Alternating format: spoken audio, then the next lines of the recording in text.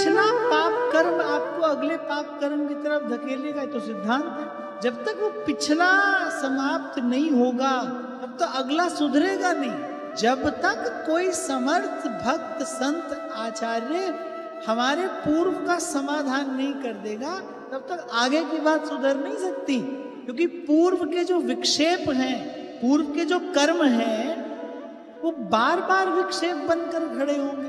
अर्जुन ने पूछा ना भगवान से कि कभी कभी ऐसा भी होता है कि पता होता है ये मार्ग गलत है, ये कुमार्ग है, इस पर नहीं जाना चाहिए, पर जीव स्वयं को निर्बल दुर्बल पाता है। बलात् हठात कोई जैसे गर्दन पकड़कर खींच कर ले जाए, ऐसे कोई खींच कर ले जाता है, वो कौन है? भगवान कहते वही प्रारब्ध है। इसीलिए तो संत कहते हैं कर्म करने से पहले सावधान रहना।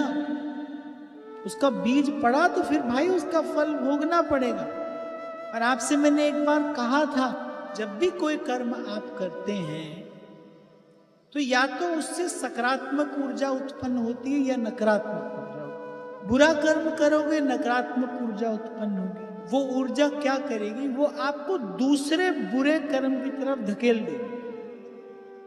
आपके मन में जो वो विचार हो रहा है ना कि नहीं हमको नहीं करना चाहिए, उस विचार की शक्ति है इतनी सी, लेकिन वो जो पहले आपने अनुचित कर्म किया है उससे जो इतनी शक्ति उत्पन्न हुई है वो आपके विचार को टिकने थोड़ी देगी, वो आपके विचार की सत्ता मानेगी थोड़ी,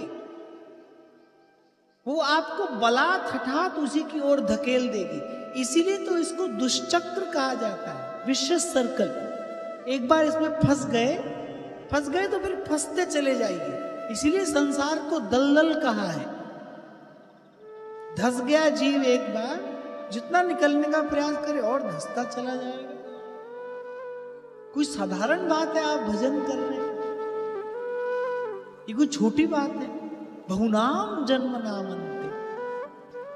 अरे कितने और कितने क्या अनंत अनंत जन्मों के बाद ऐसी घटना घटी है।